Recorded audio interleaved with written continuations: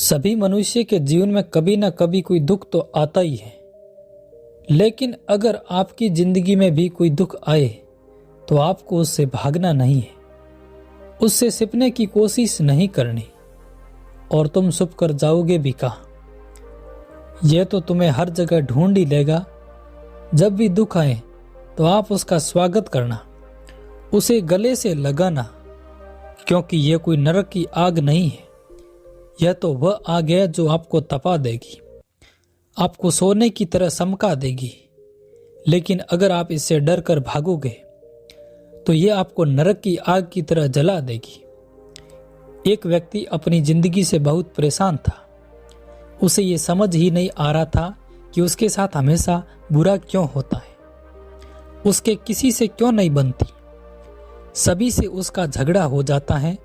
घर में उसकी पत्नी के साथ झगड़ा हो जाता है, परिवार के साथ झगड़ा हो जाता है, व्यापार करने जाता है तो ग्राहक के साथ झगड़ा हो जाता है, दोस्तों के साथ बैठता है तो किसी न किसी बात पर उनसे भी झगड़ा हो जाता है। उसका व्यापार में घाटा होता जा रहा है और उसका व्यापार घाटे में चलता जा रहा था। उसे कुछ भी समझ नहीं आ रहा था कि उसके साथ ये सब क्या हो रहा है।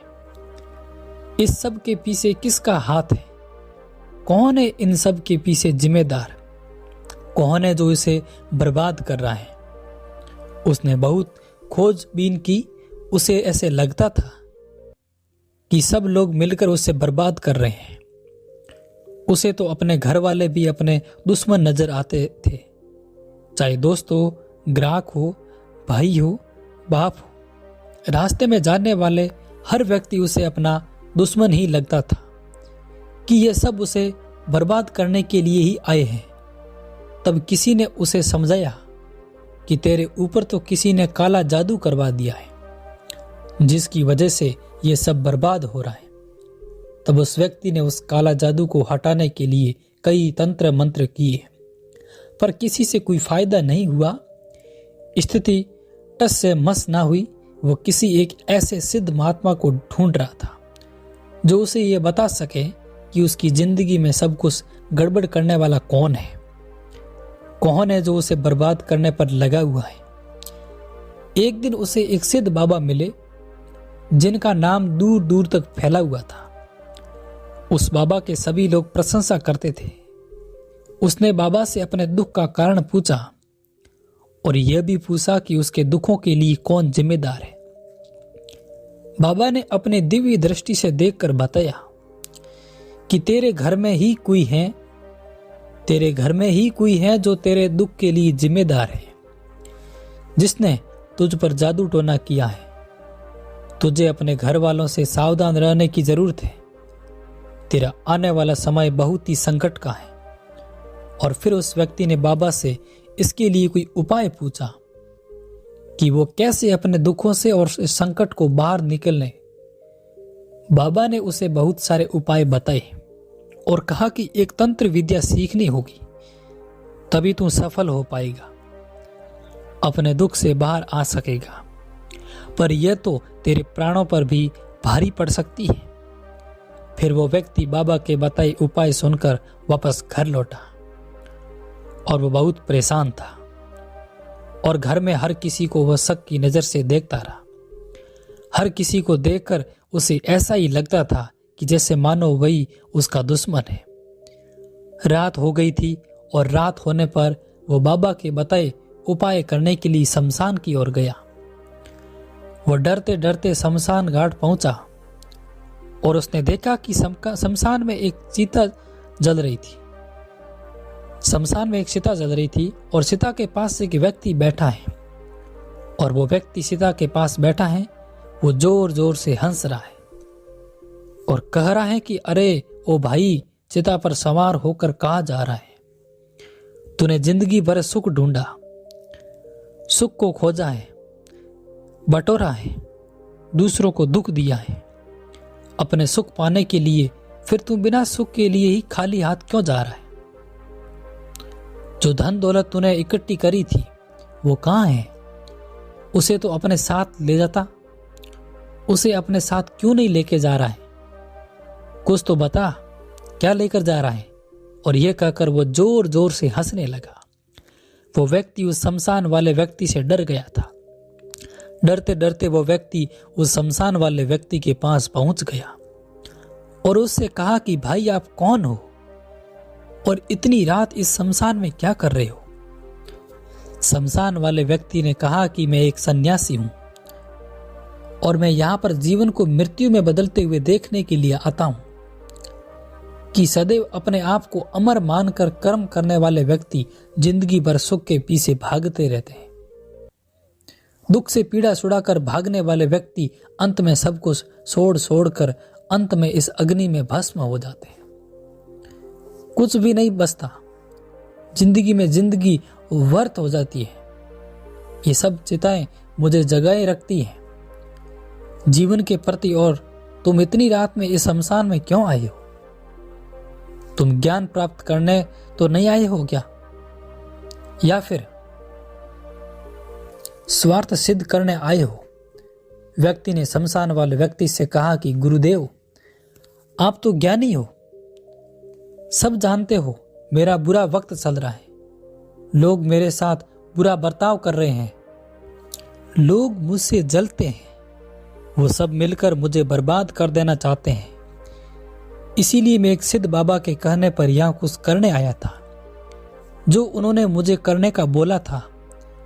ये सब करने के बाद ही मुझे ये पता चलेगा कि मेरे दुखों के पीछे, मेरी बर्बादी के पीछे किसका हाथ है, कौन मुझे बर्बाद करने में लगा हुआ है, इन सब के लिए कौन जिम्मेदार है। गुरु मुस्कुराए और बोले, अरे इतना सब करने की क्या जरूरत है?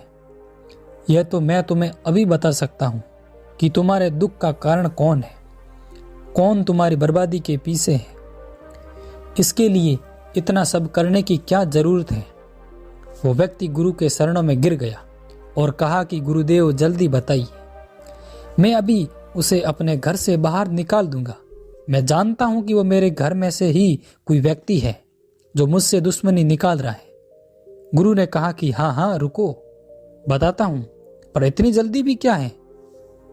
पहले यह तो बताओ कि क्या तुम्हें तैरना आता है? व्यक्ति ने कहा कि नहीं गुरुदेव, मुझे तो पानी से भी डर लगता है, मुझे तैरना नहीं आता। गुरु ने कहा कि अति उत्तम, फिर तो काम और भी आसान हो गया। तुम चलो मेरे साथ। वो सन्यासी गुरु उस व्यक्ति को अपने साथ उस कड़कती ठंड की रात में एक नदी के किनारे ले गया और किनारे पर पहुंचकर उस व्यक्ति को नदी में धक्का मार दिया। पानी बहुत ठंडा था।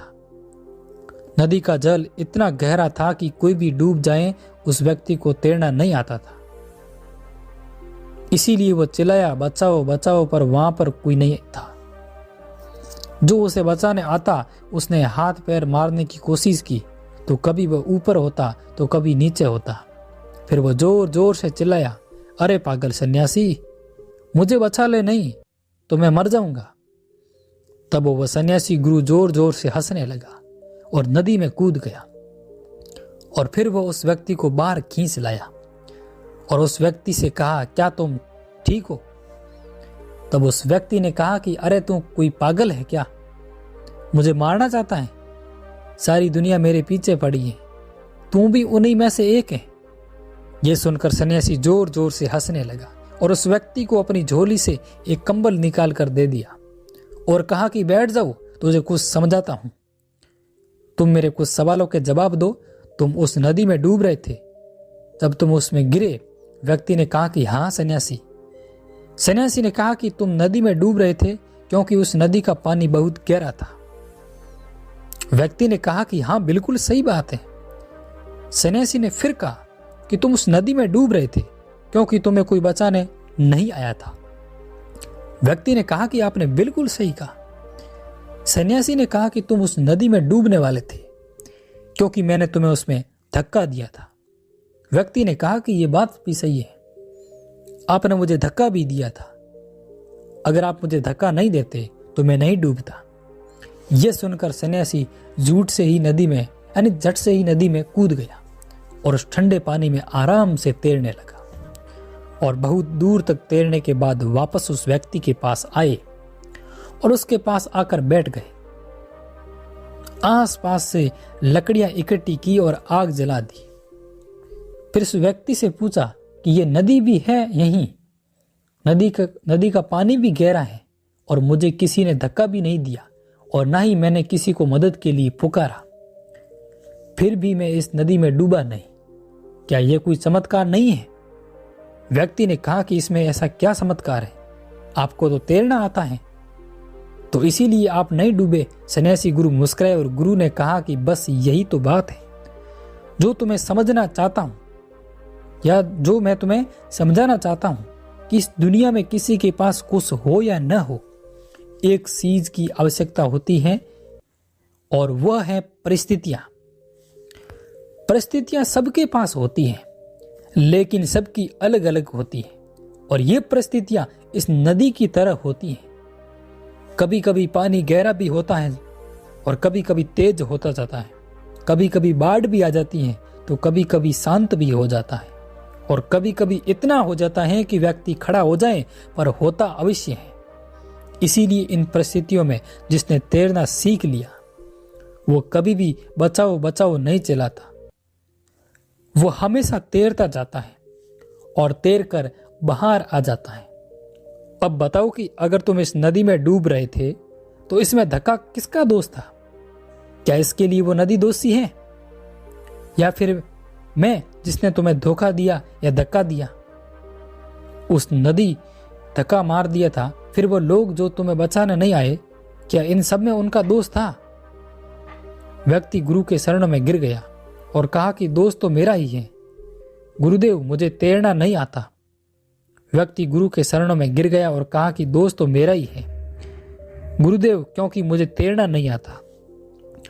फिर गुरु ने कहा कि अब तुम बताओ, तुम्हारे सारे दुख, तुम्हारी सारी परेशानियां, तुम्हारी सारी समस्याएं तुम्हें एक अच्छा तैराक बना देगी और फिर तुम कभी भी परिस्थितियां या नदी में डूबोगे नहीं। पर याद रखना, अगर तुमने अपने दुखों से, अपनी समस्याओं से, अपनी परेशानियों से भागने की कोशिश की तो तुम नदी में डूब जाओगे और तुम्हें कोई बचाने भी नहीं आएगा। और अगर तुम्हें किसी ने बचा भी लिया तो कब तक बसे रहोगे? एक दिन तो शमशान में आना ही है। यह कहकर वो सन्यासी गुरु वहां से चले गए। उस व्यक्ति को भी अपनी भूल समझ में आ गई थी कि उसकी सारी समस्याएं के लिए जिम्मेदार कौन है। हमेशा वो यही ढूंढता रहा, पर अब उसकी समझ में आ गया था कि उसके दुखों के लिए कोई बाहर वाला जिम्मेदार नहीं है। उन सब के लिए वो खुद ही जिम्मेदार है, वही जो आपने आपको दुख दे रहा है। जब एक बार उसने ये बात समझ में आ गई, तब ना तो कोई घर परिवार में झगड़े हुए और ना ही उसका ग्राहक उससे नाराज होकर भागा और ना ही उसके मित्रों से उसका कोई झगड़ा हुआ, और उसके शत्रु भी तो उसका कुछ ज्यादा नहीं बिगाड़ पाए। तो आप कितना घबराते हैं? परिस्थिति से क्या आप परिस्थिति से तैरना जानते हैं? एक बात याद रखना, एक कोच होता है जो हमें खेलना सिखाता है, दुख वही कोच है जो आपकी परीक्षा लेता है, जो आपको तैरता सिखाता है या तैरना सिखाता है और आपको जिंदगी में परिस्थितियों से खेलना सिखाता है। तो इससे भागो मत, इसका सामना करो। दोस्तों, ये कहानी और ये कंटेंट हमारा किस प्रकार लगा, आपको कैसा लगा? आप कमेंट करके 2 लाइनें कमेंट बॉक्स के माध्यम से हमें 2 लाइनें लिखकर जरूर बताएं, ताकि हमें भी लगे कि हमारे द्वारा बताई गई 2 बातें आपके जीवन में भी परिवर्तन ला सकती है। और दोस्तों, यदि वीडियो अच्छा लगा है तो सबसे पहले वीडियो को लाइक कर दीजिए, और चैनल पर फर्स्ट बार है तो चैनल को सब्सक्राइब कर दीजिए। और भी वीडियो बेहतर लगा है तो दोस्तों के साथ में, अपनी फैमिली के साथ में शेयर कर दीजिए, ताकि आपके द्वारा साझा की गई एक वीडियो से उन लोगों के जीवन में भी परिवर्तन आ सके। सबसे बड़ी खुशी यही है कि आपके द्वारा किए गए कार्य से किसी और को खुशी हो, उसके घर में खुशी आए, उससे बेस्ट महान कार्य कोई नहीं है संसार के अंदर। और चैनल पर फर्स्ट बार है तो चैनल को सब्सक्राइब अवश्य कर दीजिए और बेल आइकन पर प्रेस कर दीजिए, ताकि कोई भी वीडियो यूट्यूब पर अपलोड हो हमारे द्वारा तो आपको सबसे पहले उसका नोटिफिकेशन आप तक पहुंचे। चलिए दोस्तों, मिलते हैं अगले वीडियो में, तब तक बने रहिए। जय भारत, जय हिंद।